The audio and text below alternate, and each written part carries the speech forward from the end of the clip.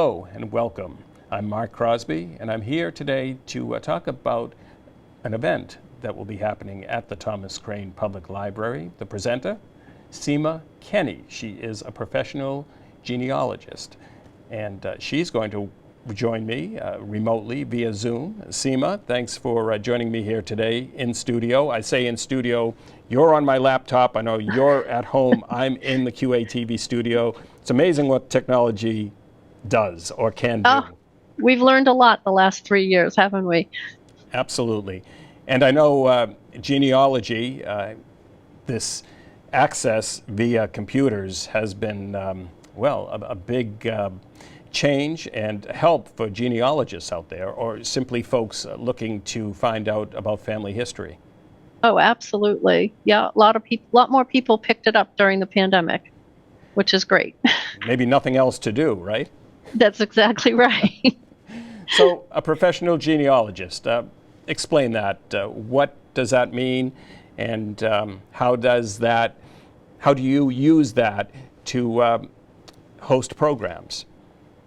Well, I took a class at Boston University in 2010. I do have a certificate in genealogical research. I network. I dove right into the deep end of the pool here, Mark. So I belong to 6 or 7 different societies. I have an office in at least half of those. I go to a lot of meetings. I network with a lot of other genealogists. Most professional genealogists, the first thing they say they're going to do is, of course, they'll do research for other people.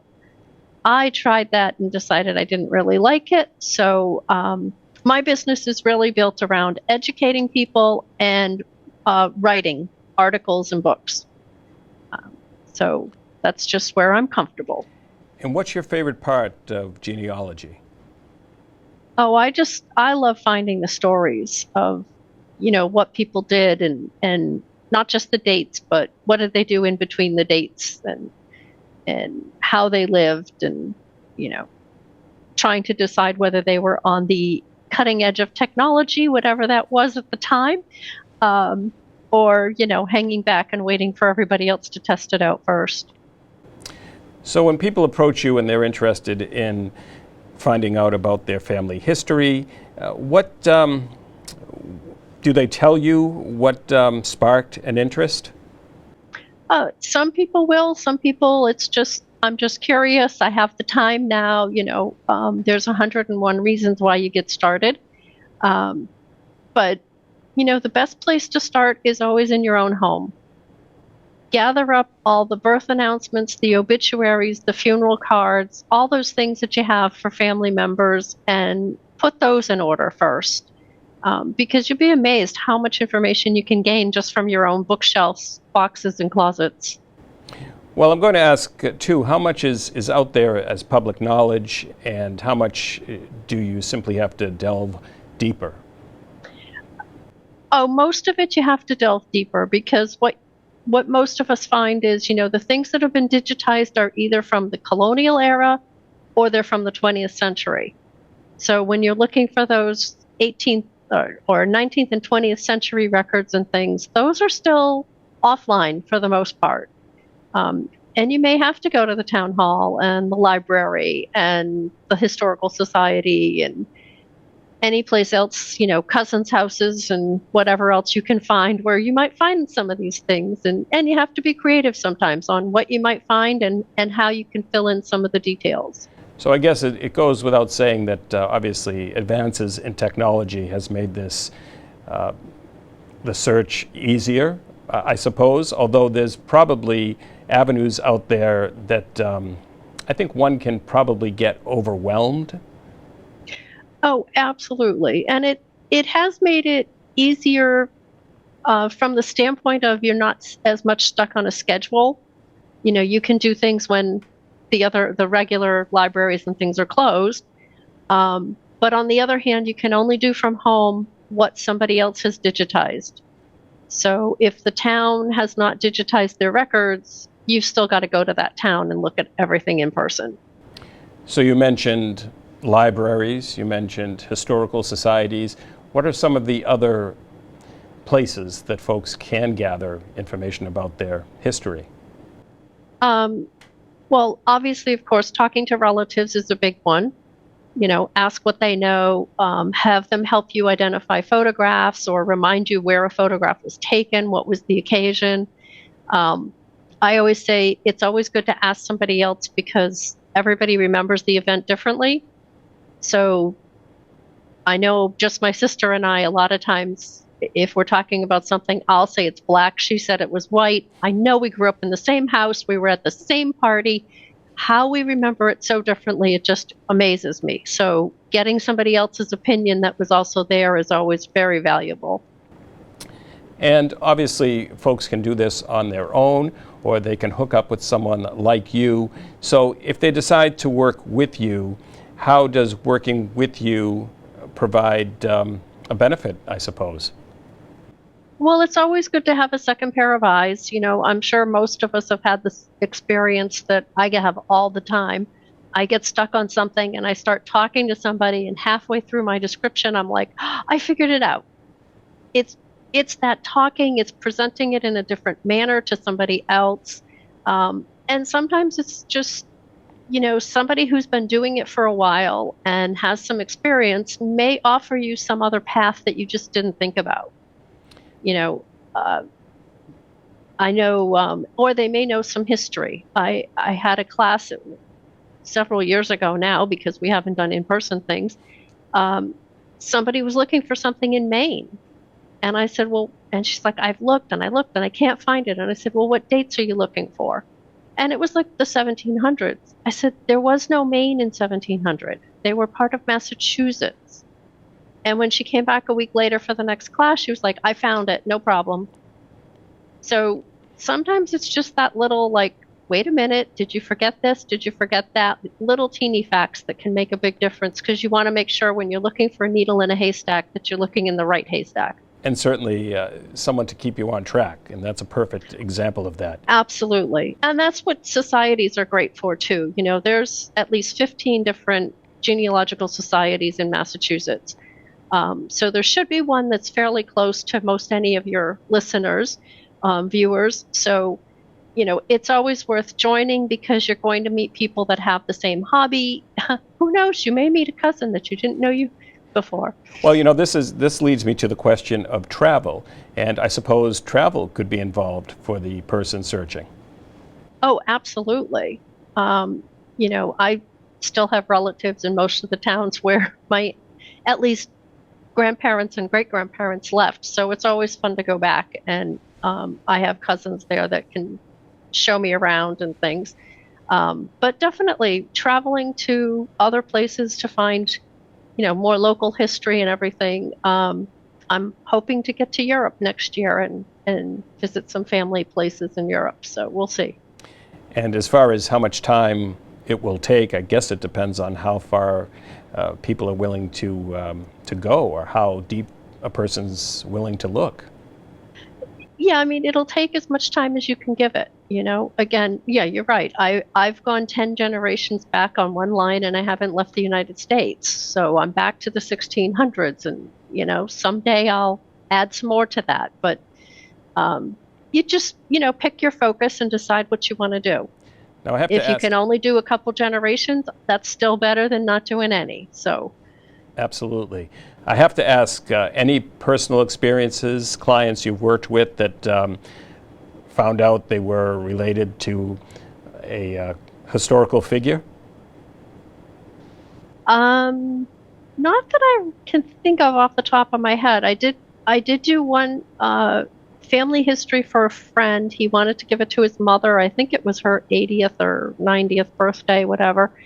And they actually then used it he would keep driving different places and showing her where her ancestors lived. And they had a big connection to Salem, Mass, and also to Plum Island. So it gave them, some places to go visit, some things to do together. As we get older, it's a little harder to find those kind of unique things to do. So Well, it was a great way to prop up what their activities. absolutely. That sounds like a great way to plan a trip. Plan a trip based on finding out about your family history. Yeah, exactly. Yeah. What about folks that might be concerned about what they could find out? How do you approach that? Well, my philosophy is you're learning facts. Facts are facts. Um, the one question that a genealogist can hardly ever answer is why. Why did they do this? Why did they do that? We're just not going to know because we're not going to know enough about the actual moment and all the things they were thinking about when they made that decision. We just kind of have to go in and accept that, look, they did what they did. And if they hadn't done it, we wouldn't be here. So we have to be thankful that they did what they did. And, the line got to us at some point. Well, and I think if you take it as it is in history, then it simply maybe lacks the personal connection, I guess. I don't know if I'm saying that correctly, but if you look at it as a study as opposed to whatever the event was that could have happened that might have been not so good in the past. We have to forgive people for things they did that we wouldn't have done. We also have to remember, if we're doing family history, that, we look at everything based on the eyes we have for today, 2022. And that's not what life was like in the 1800s, 1700s. So it is sometimes hard to understand what was done because we just can't comprehend not having the things we have today, whether that's the electricity or the medical. It's very upsetting to look at a large family and see how many children died before they were 5. But then again, they didn't have CVS on every corner and a cabinet full of medicines in their house, so you do have to kind of be able to put yourself into that same setting So to I would put it say, in context. and very heavy, obviously, on the history, but people that approach you, whether at presentations like we will be speaking about in just a moment, or those that do it on their own, inadvertently become interested in history. Oh, absolutely. And that's one of the best things about genealogy is whatever type of history you're interested in, you can use that as your focus. If you're interested in architecture, then fine, research addresses, see if you can find pictures of all the ancestors' homes so that you can talk about their architecture. Get the information you want about the buildings that they lived in, that they worked in, that they built, whatever. You can just pick anything that interests you and kind of trace it back. I think on your website you mentioned clothes styles or hairstyles. I mean, it could be something as narrow as that. Right, and those are great ways to help identify when a photograph was taken and who might be in the photograph and things like that by looking at their clothes, their hairs, their furniture. But it is a unique niche for doing that. Absolutely. Let's talk about on Monday, December 12th at 7 p.m. at the Thomas Crane Public Library, the Family History Research Series. The title for that evening is Upon Receipt of Ancestry DNA Results. Right. So that's a presentation that's geared around, people that have tested their DNA with Ancestry, which of course advertises constantly on television.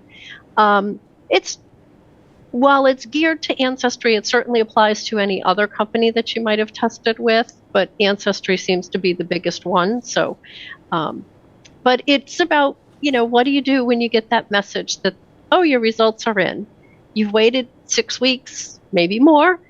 There are certain things you want to make sure you do with your account. And then it also is about, what do I do with the data? Not just the ethnicity data, which is what they advertise on TV. And for a lot of people, that's all they're interested in. And that's fine.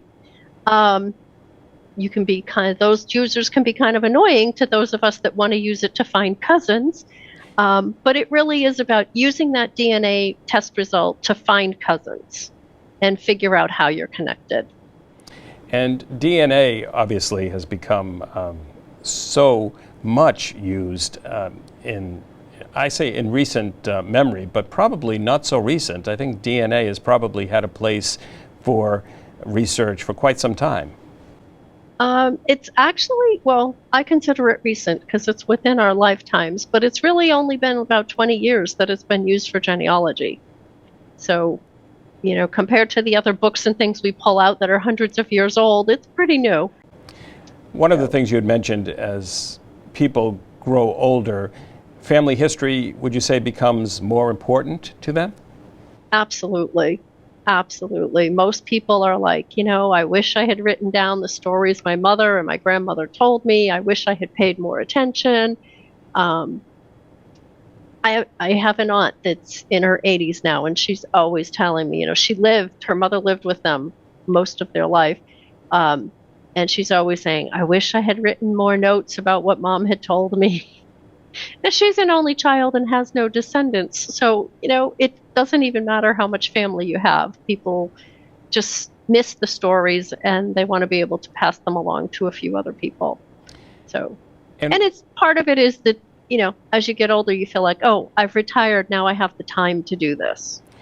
Well, it's funny. You might not, I have an 18-year-old son, and I can't really say that, and I can speak for myself here too, that back when I was in school, that history was ever that important to me. It just seemed very dry. But now I have a renewed interest, and most of the books I read are of a historical nature. So I think as one gets older, maybe history it becomes more interesting, and I wish I had paid more attention, I suppose, when I was in grade school, but that's probably not uncommon.